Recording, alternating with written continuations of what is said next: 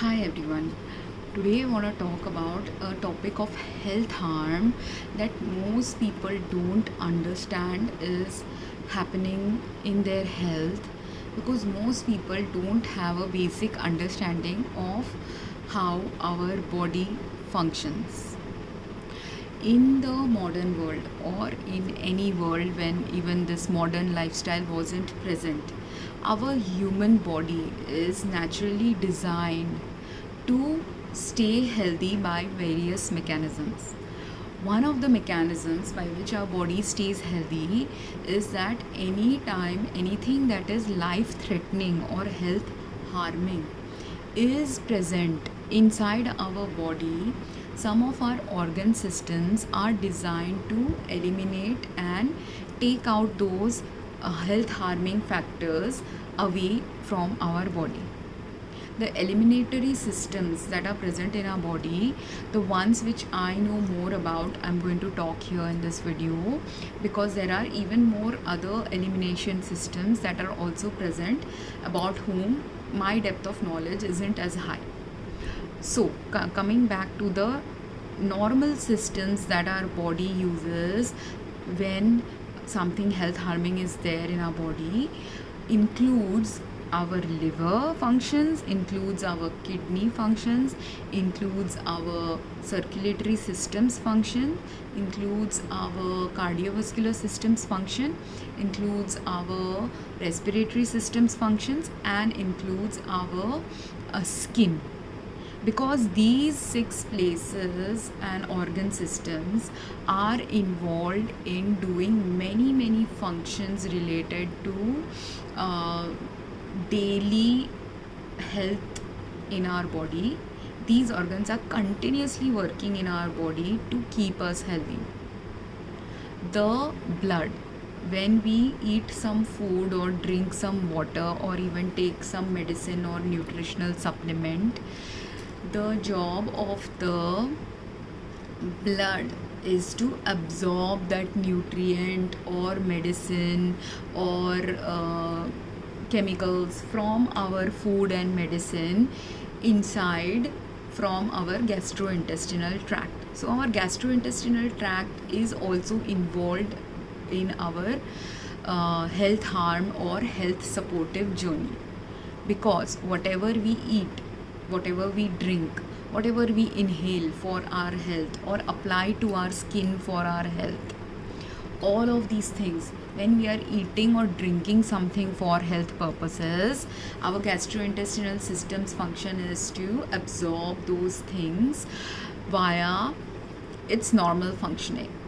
It will digest some of those things, break it down into smaller particles, so that those smaller particles can get slowly absorbed into our bloodstream. And when those food particles, drug molecules have been absorbed via our oral route, it goes into our stomach. Our stomach and intestine are the places where they are getting absorbed into our blood. Then the job of the blood is to, because the blood distributes to different organs, blood's function is to carry this to different organ systems of our body. So the blood carries these small molecules of food, small molecules of medicine to different organs. And then blood does 2 functions. That's why we have arteries and veins.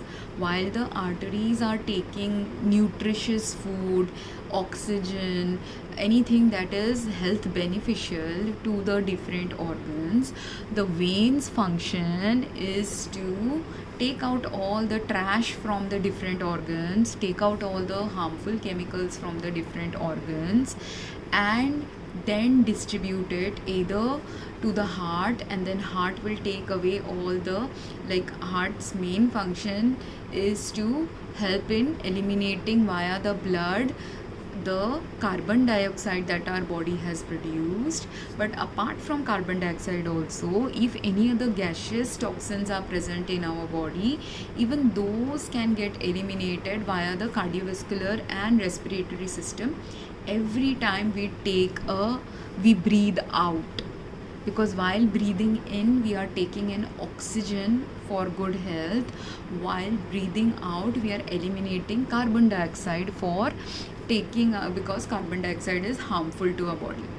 But while breathing in, if you have breathed in some harmful chemicals, those chemicals are also going to get expelled out when we are breathing out, or via some biological processes. If some gaseous elements got trapped in our body, even those gases technically via the circulatory system's functions of eliminating these gases, which then via the blood gets transported first to the heart, then to the lungs, and then out via our breathing out process.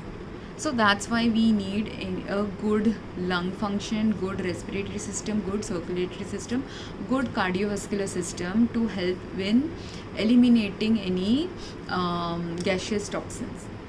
If you are also doing some respiratory exercises like pranayam or physiotherapy related respiratory exercises, then if you by mistake inhaled any particulate matter of air pollutants from the air, which are not gaseous in nature but are small microparticles of some chemical or some physical toxin, like dust from construction or pollens from trees. These are all microparticles we can't see, or microfibers from your clothes. These are all floating in the air. Most of us don't observe it, but if any part of the world has high air pollution going on, at that time you will observe these dust particles in the air a little bit more.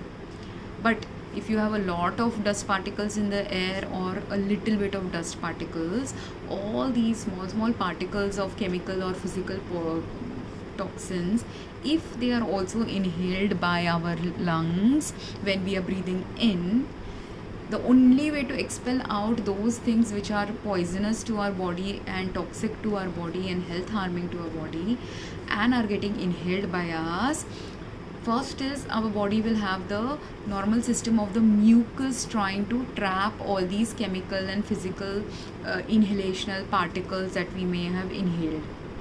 But if the mucus is not able to trap, what will happen? It will start getting accumulated in our lungs. That's why doing lung exercises, breath work exercises, or even some yoga poses can help in helping us have a better lung function or better cardiovascular function. Same is true of doing some moderate intensity exercises too, because they also have the capacity to expel out some toxins via the cardiovascular and lungs functioning by enhancing our cardiovascular system's function, such that we will have the enough strength to cough out or breathe out any chemical toxin or biological or even physical toxins that we can't see via our eyes but are getting inhaled by us. But you have to do the right exercise to get them out of the body. If those chemicals accumulated a lot in our respiratory tract or in our cardiovascular system because they got overloaded and a lot of high amount of chemical or physical toxin or biological toxin had accumulated in our body for a long time, maybe because we don't exercise, or maybe because even though we exercise it, the number of toxins entering our body are too high. At that time you will end up having respiratory system functions health problems, or you will have cardiovascular systems health problems. But these are the beginning stages. If any of those chemicals or any of those toxins after inhalation have also entered via the cardiovascular system into your blood and they are now accumulating in your blood also, then the blood also starts getting damaged.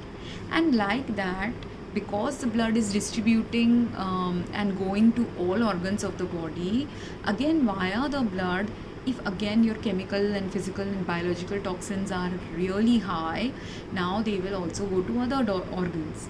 And that's how, when in the coronavirus also, or when there is high chemical pollution, when in the past we have done studies of industrial workers with asbestos poisoning, lead poisoning, even in our homes people have mold poisoning. If you live in very polluted cities, people have asthma and COPD related problems. If you smoke and damage your health via smoking, which is also an inhalational thing, again you will have respiratory problems, right? But these are all the initial problems. When the chemicals, biological toxin, physical toxin are accumulating in our lungs and respiratory tract, initially everything related to lungs and respiratory tract illness will show up. But when the chemical load is high enough, then slowly those same people who have had COPD or asthma for many years, their solution doesn't simply lie in inhaling drugs to help them with the symptom of the chemicals that are damaging their health or toxins that are damaging their health. One of their solutions would also be to move to a different place where such heightened chemical toxins or heightened air pollution is not present.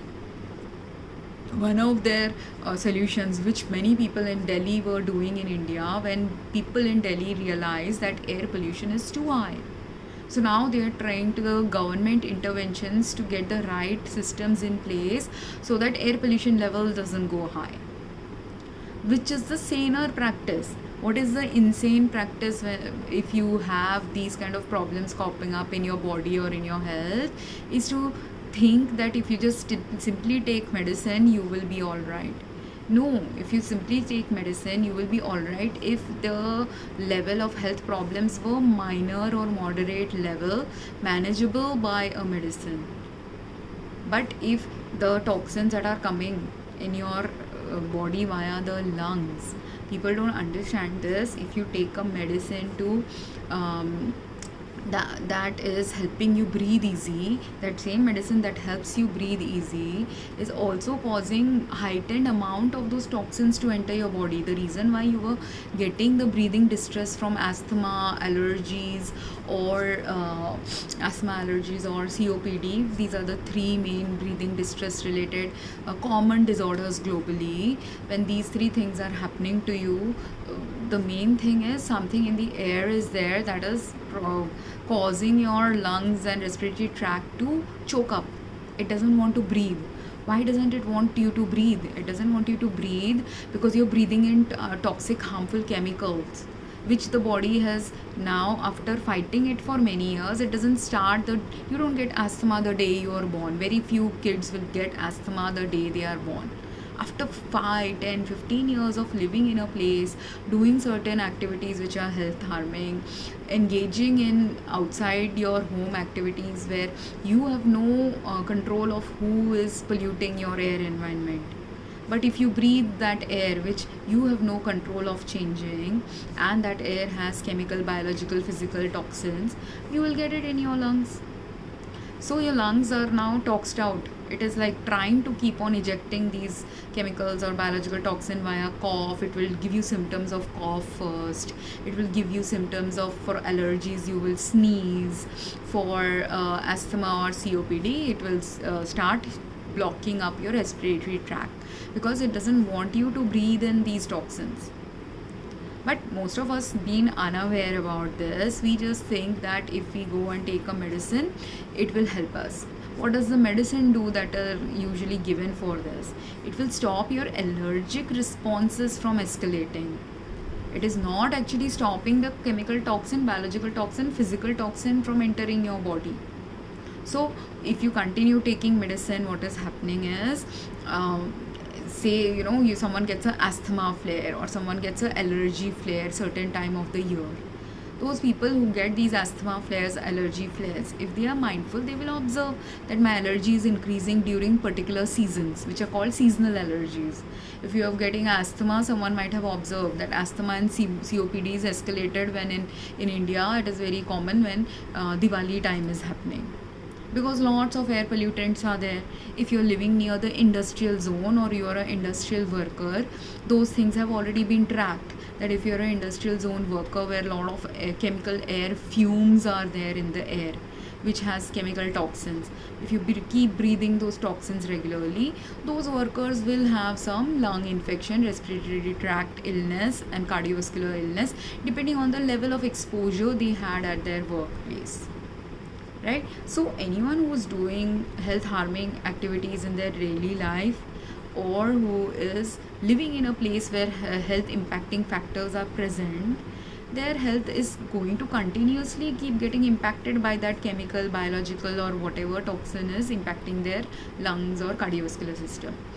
But while you take medicines for your lungs or cardiovascular system to show some normalcy, if the chemicals are high enough in your environment, they will eventually damage other organs also. They will eventually lead to your death also, because your body will one day come to a state where it can't complete it.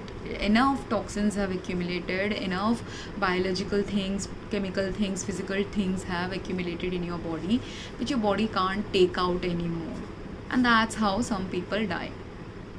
Only thing is, because the death is happening very slowly over a phase of 10, 20, 30 years of someone living with a allergy problem, living with a COPD problem, living with a asthma problem, most people have not correlated that their death track was happening as well, because they are continuously inhaling those harmful things to their body, which if they didn't take medicine, if they were only someone like, because there are many people in the modern life in certain pockets of the world who are trying to do a nature aligned way of living.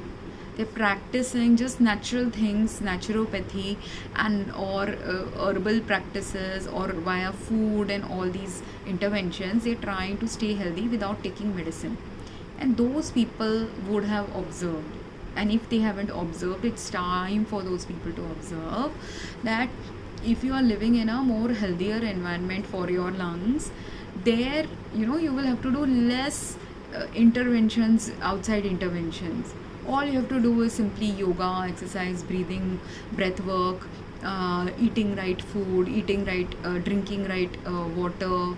All those, you have to just do normal healthy practices, health balancing practices, and you will be healthy. But if you're living in any city, if you're living in any part of the world where heightened chemicals, heightened microbial toxins, heightened physical toxins are there, even when you're doing normal natural practices, your health will be impacted. And this is where people have to wake up, because we have to reduce microbial toxins, we have to reduce physical toxins, we have to reduce chemical toxins in our environment. And this is just simple air related problem I told you, because air is the one which has impacted many of us in the recent years. From air related problems only everyone got coronavirus, whoever got impacted by it. But it was not simply coronavirus which was impacting their lung functions and other organ damages for those people who died or those who got severely hospitalized. Now, this is just two main systems I talked about, respiratory system and cardiovascular system. But are they the only places where our body is trying to eliminate toxins? No, our body is also trying to eliminate toxin, the one which we eat via food or medicine. If you're taking a medicine for your allergy problem or any other reason, whatever medicine you took, that also gets circulated. First goes to your stomach, then it gets digested, then it goes to your liver, where it might break down into smaller chemicals too, or different chemicals. Then it gets absorbed via your intestine. Part of the drug, part of the food gets absorbed. The food particles which your body doesn't need, or they are harmful to your body, or the food that has been digested by the bacteria and some waste has been generated, or the food or medicine that your body doesn't need, all of these things then go via your stool out of your body. So liver helps in taking care of some physical or chemical toxins out from your body via the liver and the gastrointestinal tract working together to eliminate out certain toxins. Then any other chemical that has been absorbed now by your body, via your skin, via your inhalation, via your blood, these get circulated to different parts of your body. And in all of these functions, the blood is constantly a factor.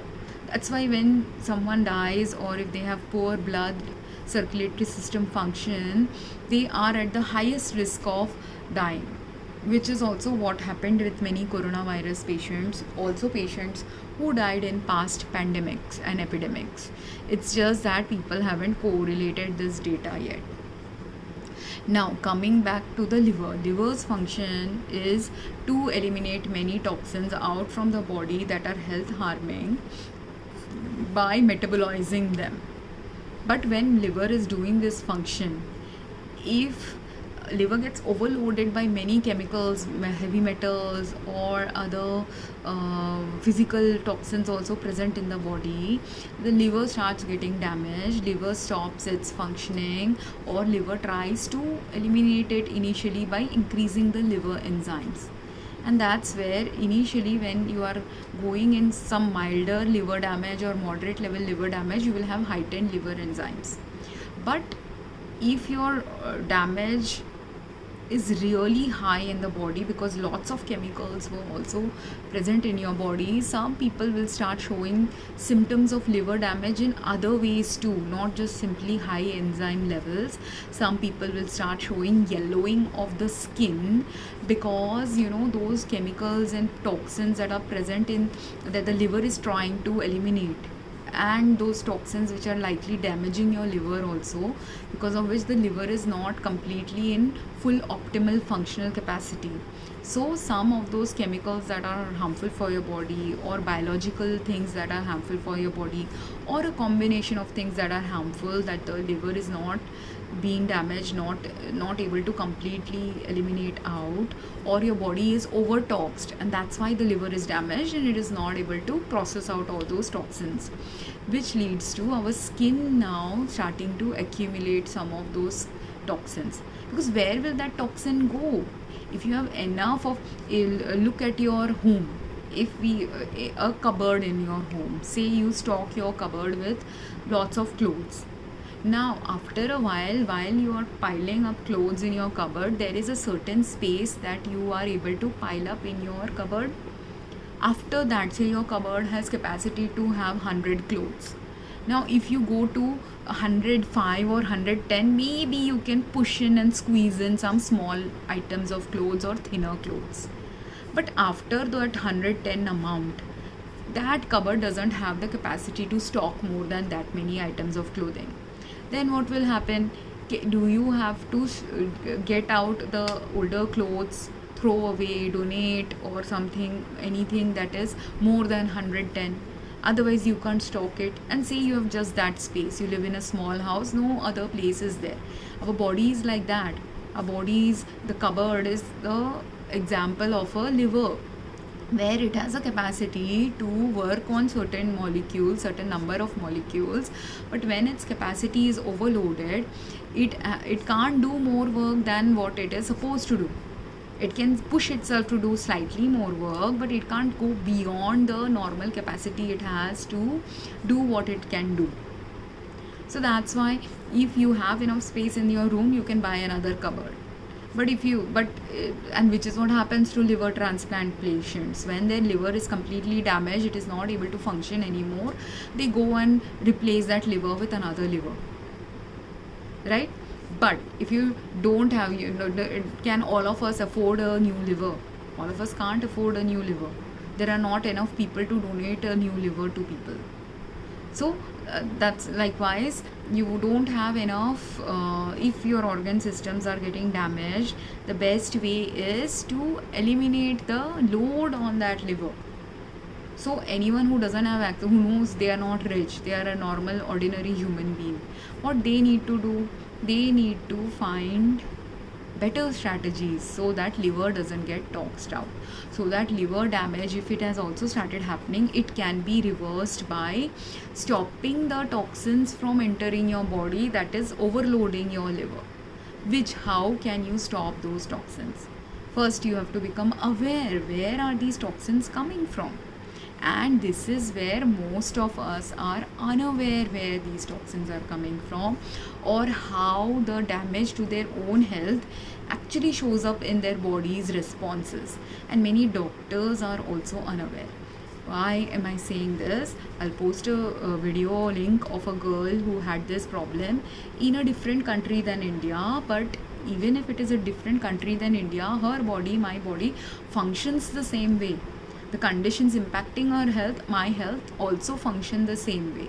Just that she living in a different country has access to certain things that I may not have access to in my country. But the things that harm my health are also same, the things that benefit my health are also same as hers. And liver damage happened with me. That's why I am posting this video. Cardiovascular damage also happened, blood damage also happened. All these things were showing up in my report. But despite my report showing organ system damages, showing organ system malfunction, if the doctor doesn't process and combine all the information in the right way, they don't understand the health status of the patient. I will also post videos about medical gaslighting also, if I find those videos, and shorter links, because women have faced this issue for years and years. Women having a slightly different body than men sometimes can have multiple things going wrong in their health. And if they are having multiple things wrong, because women are not the kind to go to the doctor the first day they have a health problem. Men are the kind who go like that to the doctor. I have a small pain, I'll go to the doctor. I'll have, because men think that if they, especially single men, if they are single men, they don't usually follow strategies of health care that women usually follow in their homes. So single men are more prone to go to the doctor again and again, and that's why they are the ones who are studied the most by doctors. But women are the kind who, first of all, being the caretakers of the family, usually they will caretake their own health by managing their health by themselves. If by managing their health by themselves they aren't able to take the load, and because this is also the problem that men usually aren't empathetic enough of their women, of their children, of their parents. They're usually taking care from their partners than giving care, taking care from their parents, taking care from their children. They give rarely back the same care that their parents, children, spouses give to them, especially in Indian culture. This is what I have observed. They are more involved in taking the care. Why? Because they are busy in doing the work outside the home. Very rarely after they come home, they actually look or give their presence to their family members at home. And because men don't do that, they don't observe themselves also, neither do they observe the people in their life, nor do they understand the very few men understand the places where care is given and places where care is amiss. Those men who have been abused, those men who were from abusive or addictive families, they might become more self-aware.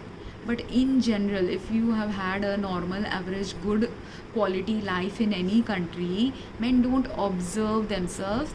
And if they are unhealthy, if their parents observe that their child is unhealthy, or if the wife observes that her spouse is cranky or not feeling well, what will the wife or the mother or the parent do for that person? They will give you some good drinks, they will give you something. If you are having a flu, they'll give you something for the flu. They'll nutritionally also support your health. If you're having body aches and pains, you tell your mom, you tell your wife, tell your dad also that I am having this problem, they will help you. But if a woman does that, very rarely they get help. Because firstly, women manage it themselves. They will ask for help at the last point of their health failing, whereas men usually ask for help in the beginning point of their health failing. And men sometimes don't even have to ask for help, because they have observant caretakers in their family. Without even them asking, sometimes they receive help. And this is where healthcare systems are failing. Like, men go and get help if they don't have any caring family members in the home, or if they have caring family members in the home, the members themselves will be so observant of the man that he will immediately get good help. only when he has really, like, say, a narcissistic spouse or a narcissistic parent or a overworked spouse or parent, that is when the man doesn't get access to care and goes and gets the help. But women, on the other hand, if a woman is living in that same household as the man, like if that is a sibling who has no who has also got a narcissistic parent, who has also got a narcissistic spouse, who has also got less access to care, the woman doesn't go and immediately approach a doctor for the care. Why? Firstly, many times women for centuries have been financially dependent on someone. So a woman will not go, because if she had financial dependence on someone, her body and biologically has developed strategies to first manage the problem by herself, by doing things she can do.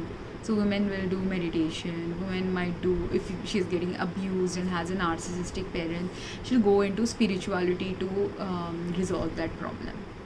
If she is having a physical health problem, she'll bear the pain, because women are anyways bearing pain a lot related to physical health every month during their periods.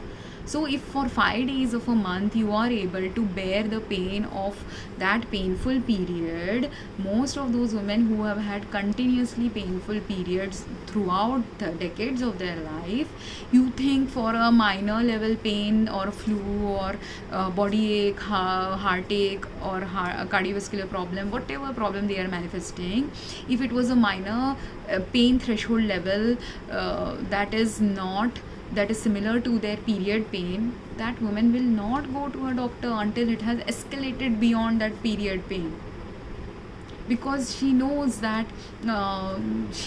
if you can tolerate something, you've developed the threshold for tolerance is higher for pain. So if a woman has a lot of, that's why physical abuse suffering women don't simply quit their husbands always.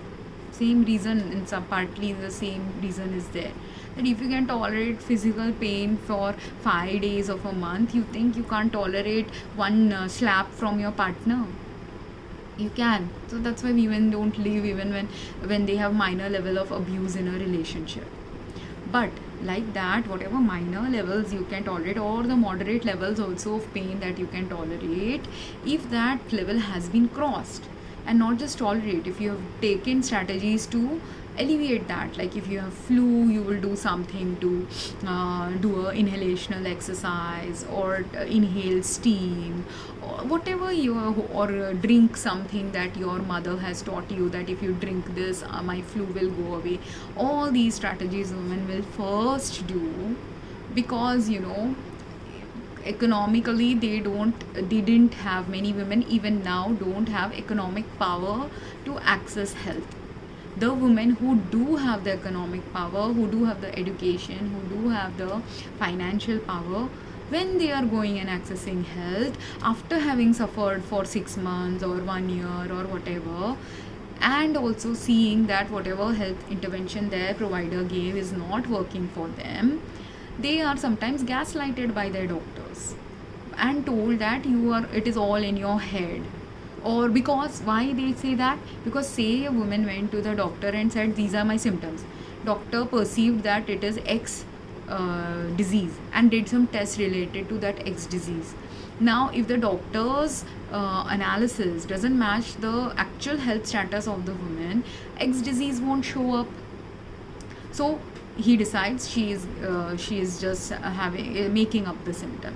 But that is a false paradigm, because when you have certain level of symptoms that have developed for many years or many months in your body, it is not likely just X disease. It may be XYZ disease all impacting that woman at the same time.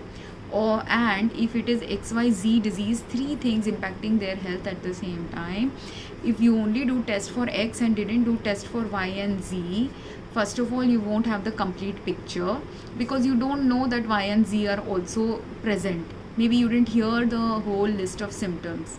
If you had heard the whole list of symptoms, maybe you would have understood XYZ were also present. Or even if this is second problem that women have, if I make a long video of 1 hour, of that, if men are listening to that video, they want only information of 5 minutes. They don't want the 1 hour information. But some women won't go to the doctor until that 1 hour of information has accumulated in their health. That's why also sometimes the doctors are getting partial picture. Either that the patient narrates all the symptoms, doctor doesn't correlate all the symptoms, or the patient doesn't get the chance to narrate all the symptoms. And these are all things that happened to me. These are all things I've learned as a PharmD student when I was in US. I didn't finish my PharmD degree because I had some visa related restrictions going on at that time, and I chose not to pursue that path. But as a PharmD student, I know what are the clinical questions doctors are supposed to ask, if they, at least doctors in US are supposed to ask. In India, I'm given up. Half the Indian doctors don't ask you the right questions. They are at baby stages of medicine practice, when right now the level of medical problems of patients are at university level stages. So those doctors who practice at baby stages, I have had frustration with those doctors. And there are some doctors who are at university level, but those university level doctors are so busy that they don't, if a complex patient comes to them, they don't have the time to analyze the complex patients. And in US, doctor has the time to analyze, not just doctor. When the doctor doesn't have time, there are pharmacists also who have the time to analyze your health status. But simply a doctor and pharmacist can't resolve this issue, because this is a global health issue which involves more than simple medical practice.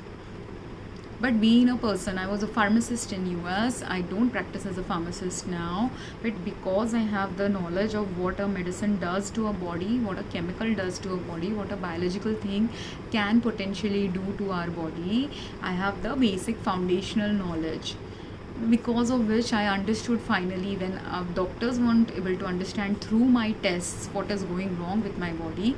I understood that they are looking at my body when my XYZ functions were disrupted. They are only seeing the X function, and if X function was only mildly disrupted, they didn't correlate it.